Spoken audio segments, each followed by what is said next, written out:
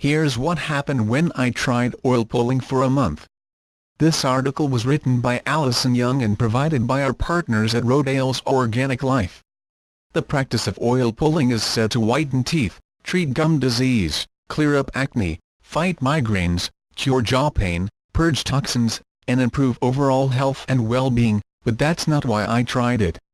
In fact, I didn't know any of these promises when I started swishing oil around in my mouth. I did it because my yoga teacher, Laura Gilmore, recommended it. Not only is she a kick-ass yoga instructor and owner of Phoenix-based Moksha Ayurveda, a center for the ancient science and medical arm of yoga dating back more than 3,000 years, she's also the picture of health and happiness. Ma, which is known as toxicity in Ayurveda, builds up on the mouth and tongue, she explained one day. It can pull the toxicity out of the mouth. I was game. I got started the next day, and almost a year later, I'm still going strong. Not that it was love at first swish. The mouthfeel of oil isn't silky like wine, and that first tablespoon of olive oil was like gargling with grease, but still I swished and swished for what felt like forever. 4 minutes in, I'd had it and couldn't spit the oil out fast enough. The next day, I switched to cold-pressed organic coconut oil, which made all the difference. Any vegetable cooking oil will do the same, sunflower, grapeseed, or go with the one you like best, and opt for a high-quality organic version, because you are using it as medicine, says Laura Lee.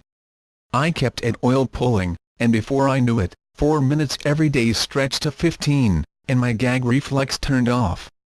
But even better, the swish turned meditative.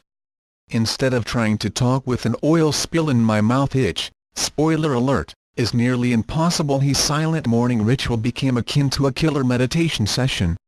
My kids quit asking me questions when they saw my pursed lips, and the ocean-like sound of the swishing worked like sound therapy on my monkey mind. And yes, my teeth felt cleaner and looked whiter, but that was just the icing on the cake.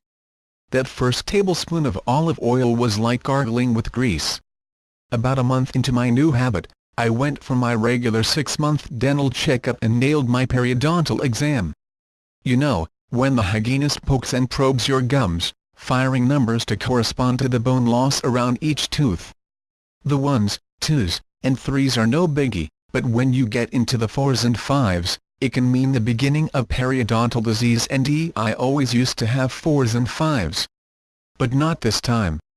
Even the hygienist seemed surprised by my numbers, so I told her about oil pulling, and even though the dental community hasn't embraced the holistic practice, the hygienist seemed intrigued.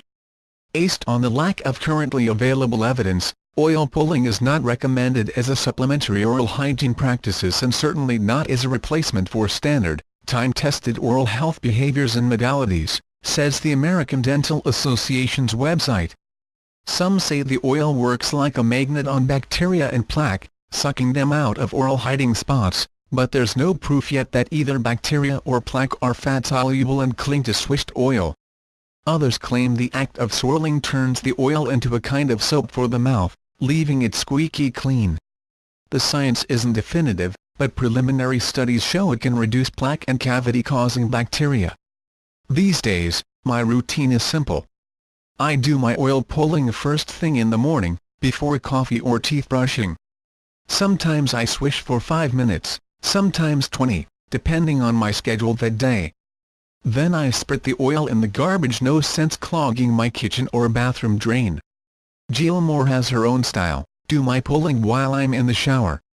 I tongue scrape, floss, and take a big swig of organic sesame oil before I get in, and then I work the oil in my mouth while I shampoo, condition, and shave. It's her version of singing in the shower.